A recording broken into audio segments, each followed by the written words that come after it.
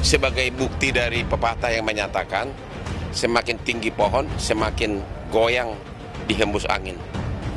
Jadi apapun yang mencoba-coba cari masalah sama saya anggap itu masalah kecil. Saya tidak terlalu tanggapi. Karena apa? Saya tidak mau membuat mereka naik kapal pesiar, berlayar di atas kapal pesiar yang sepi. Artinya apa? Saya tidak mau mereka makin ngetop, masuk TV dengan saya tanggapin. Gitu loh. Justru kalau Anda orang-orang yang menuduh saya macam-macam itu, lihat semua tanggapan medsos, 90% malah menghujat. Ya, justru kalau Anda orang-orang yang menuduh saya macam-macam itu, lihat semua tanggapan medsos, 90% malah menghujat. Ya.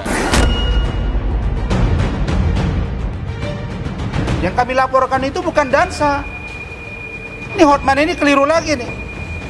Dia sebut dansa, bukan dansa. Ada dua yang dilaporkan oleh Ibu Elida Neti dan Saudara Pinto Mawi Siregar dari Direktur Lembaga Bantuan Hukum Forum Batak Intelektual, yaitu dugaan porno aksi dan menyebar pornografi di akun Instagram yang bernama Hotman Paris Official.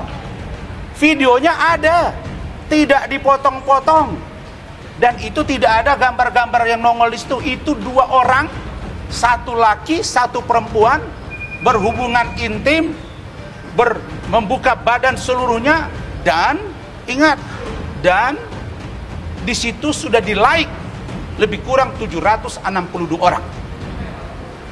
Nah, kalau Hotman mengatakan ini bukan kejahatan, bukan di handphone dia, nanti buktikan di pemeriksaan kepolisian.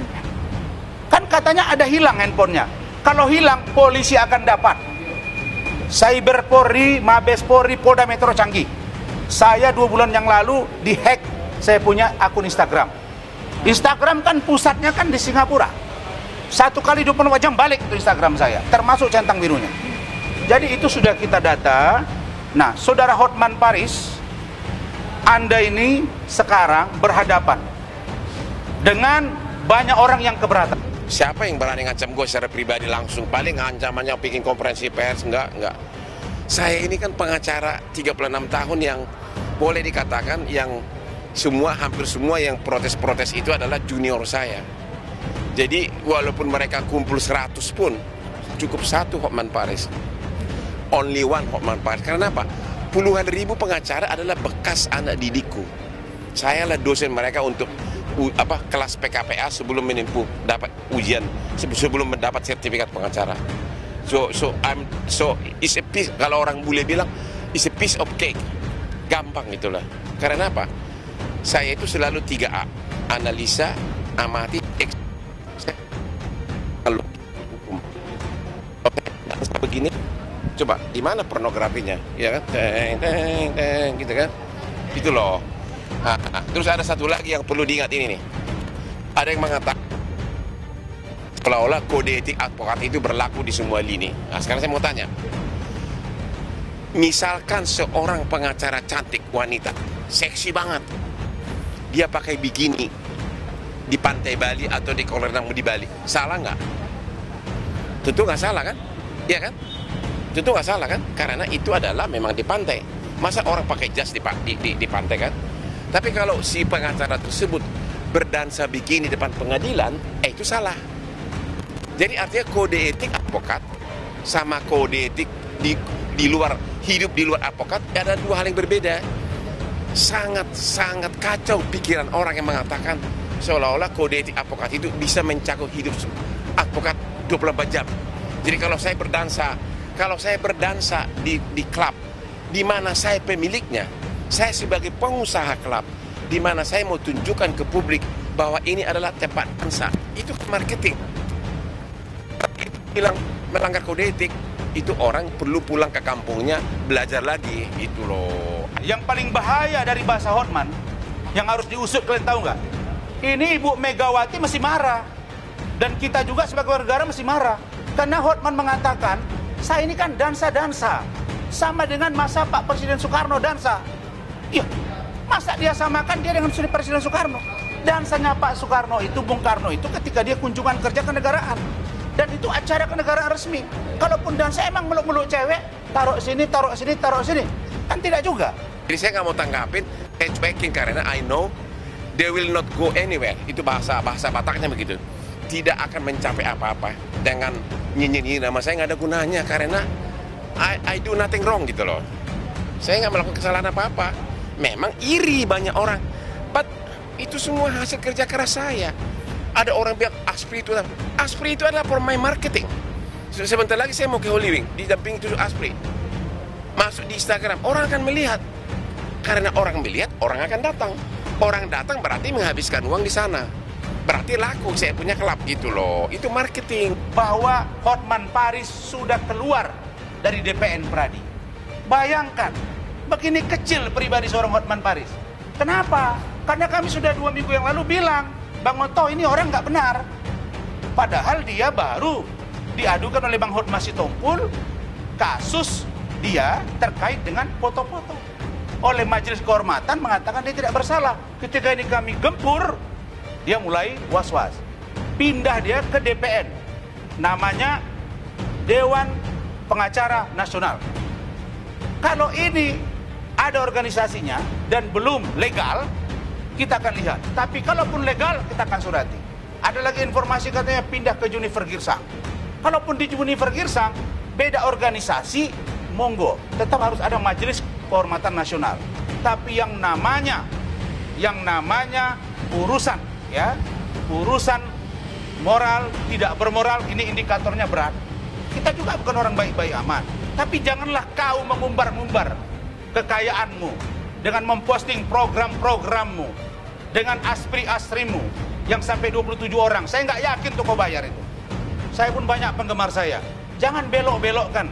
Nah, karena itu maka Hotman, satu kata saja, bahwa kau harus mempertanggungjawabkan sikap kau di media sosial. Persoalan video porno, kalau itu benar dari milik kau atau tidak, nanti biar polisi. Karena target kita, Anda bermasalah hukum dan cabut izin beracaramu. Itulah acara Indonesia ini, nggak apa-apa. Pada waktunya mereka, kan saya bisa maklumi orang yang nggak biasa masuk TV, ya sekarang jadi masuk TV nggak apa-apa, ya. But they will not go anywhere. It's a piece of cake, okay? Perkara bisnis berat, nggak ada urusan. I don't even know them, most of them. Saya bahkan tidak kenal. Tidak ada urusan apapun, gitu loh. Jadi untuk apa? Let enjoy my life, enjoy my success. Kalau ada orang iri dengan kesuksesan saya, itu hasil kerja keras saya. Seorang putra Batak tembak langsung 10 tahun sebagai anak pengacara bule. Saya 4 tahun di Australia di kantor pengacara terbesar dunia, 700 pengacara. Saya 10 tahun kemudian jadi bosnya berbagai pengacara bule. So I really, jam terbangnya sudah tinggi. Sekarang I want to enjoy my life sebagai pengusaha. Sebagai pengusaha tiap hari muncul di mana-mana. Dan jangan lupa saya adalah satu-satunya pengacara di dunia jadi host di 3 stasiun televisi. Nah, hampir nggak ada pengacara jadi host. Saya jadi host di 3 stasiun TV. Saya tiap sore itu pulang membawa puluhan juta uang sebagai host. Hanya cuap-cuap doang. Ya pantas irilah. Sidang gugat cerai alhamdulillah ya selesai ya. Tadi untuk agendanya saksi ya, saksi kedua. Kemarin karena ada satu saksi, yang satunya berhalangan makanya hadir hari ini saksi kedua. Tadi juga udah ya alhamdulillah udah diputus ya oleh pengadilan secara perstek ya, mengabulkan gugatan penggugat sebagian perstek, menyatakan hak asuh anak berada kepada penggugat ya atau Mbak Puput ya. Ya udah dengar, udah hasil sidang udah ketok palu tadi ya Pak. Ya udah bersyukur alhamdulillah lega plong. Memikirkan berpisah gitu. Udah lama ya, udah lama banget, udah tarik ulur terus kan. Dan ini udah ikhlas, udah plong, udah saatnya. Proses ini sendiri nyangka nggak bakal secepat ini? Malah berpikir agak lama ya. Harusnya minggu kemarin udah putus, cuman ternyata harus minggu ini. Hak asuh anak kan udah jelas jatuh ke tangan saya, ya sudah. Memang dari dulu saya yang cover semua ya udah. Siap aja sih Kak ya, siap aja nggak apa-apa. Jadi bukannya berarti putus. Artinya kalau Dedi kan kan ada anak ya, ada anak. Jadi ya Puput kan bisa jadi teman, bisa jadi sahabat, bisa jadi keluarga.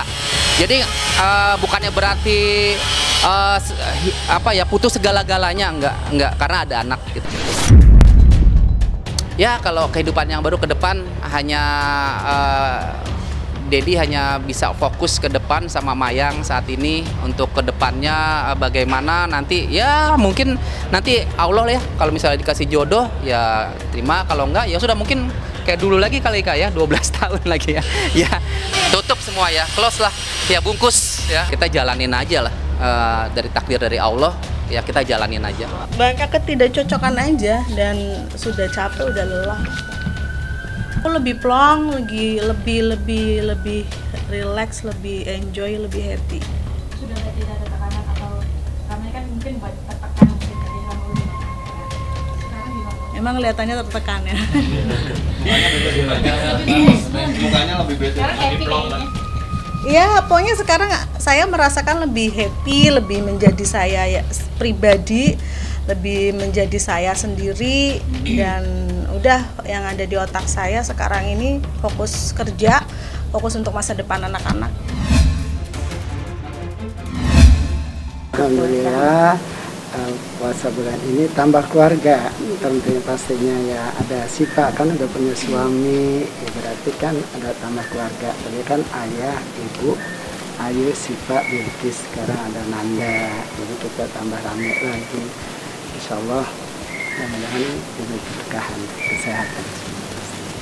Dia bantuin ibu bikin cemil gitu namanya ya, yang dari ubi gitu kan, emang enak banget itu. Kalau suka baca suka bantuin ibu, Ikis mau dong bantuin. Kalau mau buka juga dia nyiapin gitu. Udah pinter puasanya juga, alhamdulillah udah berapa tahun ini dia pol terus, walaupun tadi sekolah pulang sekolah tidur langsung, istirahat, nanti les kan kalau sore sama nunggu waktu.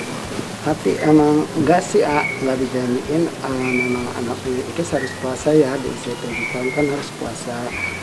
Siapa yang enggak puasa nanti Ikis mau di neraka sendiri gitu kan, dia jadi takut kan. Bunda, ayah, ibu semua nanti kita di surga, Ikis mau makan apa aja ada di sana gitu ya Bunda, puasa ya. Sahur juga kita kan, ibu sempetin jam 11 malam dia makan dulu sahurnya, walaupun sedikit kan udah makan malam.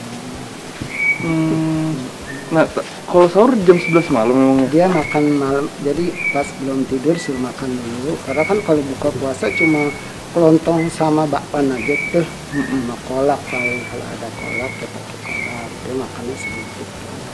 Terus nasi memang kalau buka kita nggak pada makan nasi, kelontong aja sama bakpan udah enak. Bakpannya kan sama teh manis. Kalau ibu kan pantang banget kalau buka puasa itu pakai es. Jadi nggak boleh pakai es, harus air hangat lah. Ikis warna melontong, dia senang banget. Icang bikin Ikis lontong ya, mak Icangnya bikin. Ya kan maunya yang nggak pakai isi, cuma sambal kacangnya sedikit. Ya tiap buka puasa tiap Ramadan ya itulah, sama kerupuk itu kan. Ya, alhamdulillah ada di salah satu stasiun TV masih mempercayai Ikis untuk baca doa niat puasa, berbuka puasa, terus doa mau bangun tidur, mau tidur, doa mau mandi, kan masuk kamar mandi, keluar rumah, doa hujan juga. Alhamdulillah anaknya cepat gitu. Ya bersyukur pastinya melihat cucu pinter, apalagi bilang agama bundanya ini banget gitu ya. Ikis harus ngaji, walaupun bunda sesibuk apapun, Ikis harus ngaji ya nak ya, nanti kalau itu habis maghrib ngaji gitu kan. Kalau lagi nggak terawih gitu kan, kalau sekarang kan terawih ya, jadi ngajinya agak menjelang maghrib, ada les juga, jadi dibagi waktu aja. Kalau lagi pas giliran lagi saya membaca doa ya. Ya, alhamdulillah juga kan kalau kita lagi di rumah, bunyinya suka ngupload gitu kan, suka baca doa. Terus ya alhamdulillah ada salah satu stasiun kita, ayo ditawarin. Ayo Ikis boleh dong. Ikis mau lah, mau Ikis ya. Kita kita nggak maksain, sebetulnya dianya mau juga. Bundanya udah senang banget, ya alhamdulillah anaknya juga mau, buat syuting juga semangat. Ada guru les ngajinya ada. Kebetulan memang ponakan ayah kan memang dari pesantren ya, pesantren, jadi ponakan ngajar ngaji. Kemarin tuh ayah sempat kaget, hah bisa huruf sambung ya, udah bisa huruf sambung gitu, ayatnya udah asri udah bisa gitu, bacaan dulu kan belum sambungan itu masih ejaan, sekarang huruf sambung udah bisa.